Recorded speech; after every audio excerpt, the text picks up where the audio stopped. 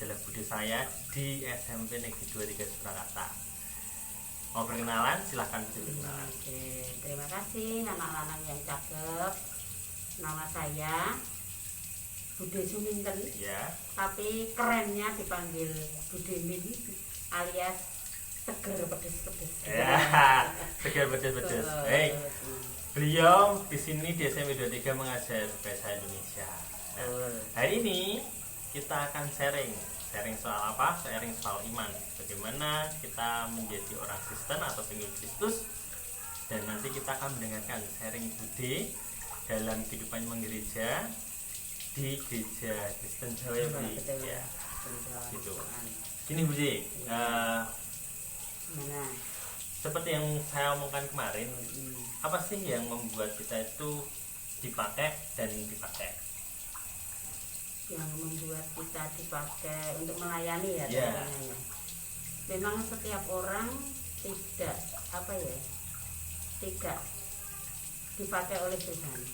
Tapi kalau kita itu setia, dan mendengar peka dengan Tuhan, kadang-kadang orang itu pinter, punya wawasan luas, tapi ketika mau dipakai oleh Tuhan, dia tidak mau karena kesibukannya dan sebagainya. Tetapi kalau menurut saya, semasa kita hidup dan kita memiliki kemampuan yang sedikit, kalau kita mau untuk melayani, saya yakin dan percaya Tuhan pasti memampukan kita untuk melakukan hal tersebut. Jadi ya ikhlas-ikhlas saja kita dipakai oleh Tuhan. Tuhan menginginkan hidup kita itu seperti apa. Kalau memang kita dipercaya oleh Tuhan untuk dipakai menjadi pelayannya, ya yuk kerjakan. Asalkan itu dikerjakan dengan sungguh-sungguh. Kalau hanya dikerjakan hanya untuk menambah ngetren atau biar dihormati orang, saya rasa juga tidak akan kekal. Tapi kalau kita menjalankannya dengan penuh keikhlasan dan kita merasa bahwa Tuhan itu baik dan betul amat baik dengan kita, Tuhan tetap akan memampukan dan melengkapi apa yang menjadi kekurangan kita. Oh, begitu. Kalau bagaimana Bude mengatur jadwal rumah, keluarga, dan pelayanan gereja? Nah itu yang kadang memang ada kesulitan ya, Mas Lukas ya, begini. Kadang kegiatan itu tidak imbang. Misalnya kita rajin pelayanan di gereja apapun bisa diselesaikan, tapi di rumah berantakan misalnya. Tapi itu tidak diperkenankan oleh Tuhan. Nah caranya bagaimana? Ya kita kerjasama dengan keluarga.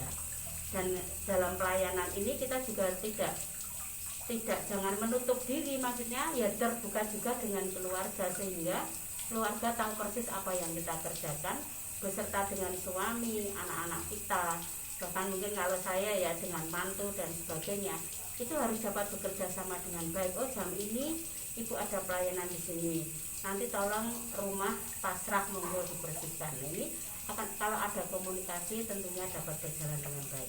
Tetapi kalau anak-anak tidak mengerti, bapaknya juga tidak mendukung, ya wes bubrah. Tentu akan bubrah. Baik Bude, tadi kan sudah cerita tentang pembagian waktu antara pelayanan di gereja dan di rumah. Nah, pekerjaan di rumah. Kira-kira di Bude di GKJ itu hanya sebatas umat atau memiliki suatu jabatan? Baik. Pada saat ini Tuhan mempercaya Bude untuk menjadi majelis di GKJ Nusukan, yaitu di bidang diakonia. Jadi tugas yang saya emban tidak tanggung-tanggung ya, cukup lama karena masa kerja saya itu 3 tahun. Nanti kalau 3 tahun itu diperkirakan oleh jemaat kan, yang menentukan bukan saya pemilihan itu, tetapi jemaat itu masih dipercaya bisa sampai 2 periode yaitu 6 tahun. Memang mengemban tugas sebagai majelis tidak mudah, karena paling tidak hidup kita pasti menjadi sorotan tentunya. Apa sidik mesti kayak kok anu begitulah. Kalau kita mengingat hal itu, tentu saja manusia biasa ya Mas ya. Itu semua wis nyambut gawe kaya ngene melayani harus dipaidu. Pegah itu manusiawi. Tetapi tidak bagi saya, karena apa? sesuatu yang memang kita bekerja jenenge nyambut gawe. Kadang jemaat GKJ Nusukan kan tidak hanya 100 200 tetapi ribuan. Tapi kalau dari beberapa ribu orang yang tidak suka atau mungkin kurang cocok dengan pelayanan kita, ya harus kita terima bahwa itu dipakai saja untuk cambuk kita, untuk memperbaiki apa yang menjadi kekurangan kita. Jadi selain jemaat, saya dipercaya pada tahun ini sebagai majelis di GKJ Nusukan di bidang diakoni.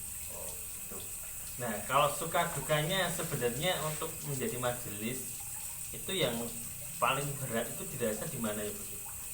Ini kalau saya yang paling berat itu jadi majelis itu kalau disuruh memberi firman. Oh. Kadang saya sedih Mas, sedihnya gini.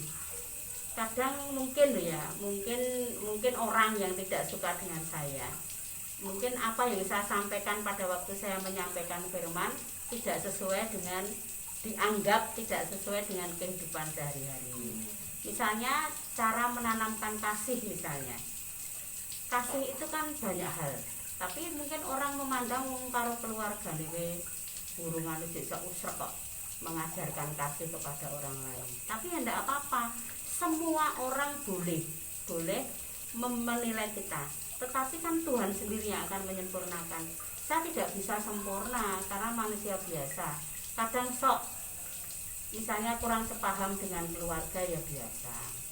Misalnya saya dengan Mas Lukas ini adalah orang baru grace, tetapi dengan kelebihan dan kekurangan saya, Mas Lukas bisa menerima saya. Dengan kelebihan dan kekurangan Mas Lukas, saya bisa menerima, sehingga apa? Kita bisa saling mengisi. Saya mengasihi, meskipun Mas Lukas bukan anak saya, tapi saya mengasihi Mas Lukas seperti anak saya sendiri. Ini apakah ini juga melalui pembelajaran? Iya. Karena apa? Mengerti watak seseorang, menerima kekurangan dan kelebihan itu tidak mudah loh. Yang golek ya lah terus. Tetapi kita menilai orang jangan dari jeleknya, tetapi dari kebaikannya. Dan itu mungkin yang menjadi kekuatan saya ketika saya merasa terbebani untuk menyampaikan firman Tuhan baik di sekolah minggu maupun di anak-anak pemuda maupun di remaja. Saya merasa belum sempurna sih, tapi Tuhan masih memakai saya dan saya yakin bahwa kesempurnaan nanti apa yang akan saya sampaikan itu Tuhan sendiri. Kalau untuk permasalahan di gereja semacam itu, tapi bagaimana sebagai orang Kristen kita menjadi pembawa sukacita di tempat kerja, contohnya di SMP 23 semacam itu.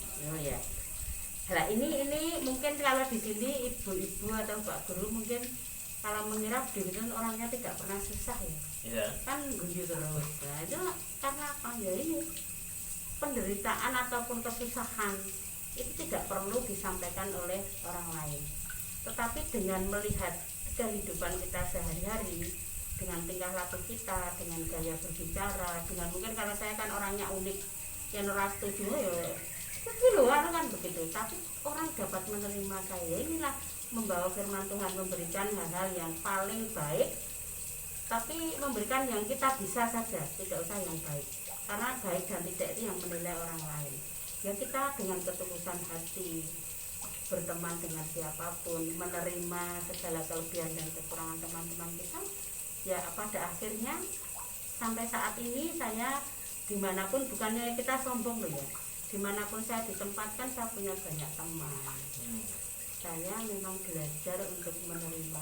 Yang nonton sedih banget. Banyak hal tapi tidak perlu saya ungkapkan di sini. Karena apa? Terkadang ada hal yang orang itu tidak mengerti kita, itu yang membuat kita kadang menyesal. Tapi apa penyesalan itu akan kita bawa sampai selama-lamanya? Tidak. Kalau kita bawa terus, kita pikir terus, akan menimbulkan akar pahit di hati, sehingga kita nanya mau wonge ngerungki anyel lah gitu kan. Tidak boleh seperti itulah. Dengan adanya ini siapa yang memakan ya, saya mesti berdoa dengan Tuhan sebelum bekerja. Tuhan berikan kepada saya untuk membawa kabar sukacita kepada setiap orang dimanapun saya ditempatkan, entah itu di SMP Negeri 23, entah kita di MGMP, Entah ketika Mas Lukas ini kan tahu betul siapa Budi. Jadi ketika Budi misalnya ngapa gitu, Mas Lukas kan tahu oh Budi lagi kurang mood misalnya. Nah gitu loh Mas, dengan ini kan enak, jadi kita enak aja. Oh begitu, berarti harus saling mengerti dan memahami dulu. Baik Bude, kira-kira Bude memiliki ayat apa yang ayat dari kitab suci yang membuat Bude semakin maksudnya spiritnya dalam pelayanan terus luar biasa? Yohanes 3 ayat 16. Apa itu? Karena begitu besar kasih Allah kepada kita, sehingga Dia mengorbankan anaknya yang tunggal, supaya setiap orang yang percaya kepadanya tidak binasa, melainkan beroleh hidup yang kekal. Luar biasa sekali. Maka Bapak Ibu saudara-saudara yang kasih sharing yang luar biasa hari ini. Mungkin besok atau kapan kita akan sharing lagi dengan Budi Minten, tapi dengan permasalahan yang lain, dengan kehidupan yang lain, yaitu tentang kekristenan Budi Minten. Untuk saat ini, terima kasih atas waktunya. Terima kasih sudah menonton dan semoga Tuhan memberkati kita semua. Tuhan memberkati kita semua. Dadah.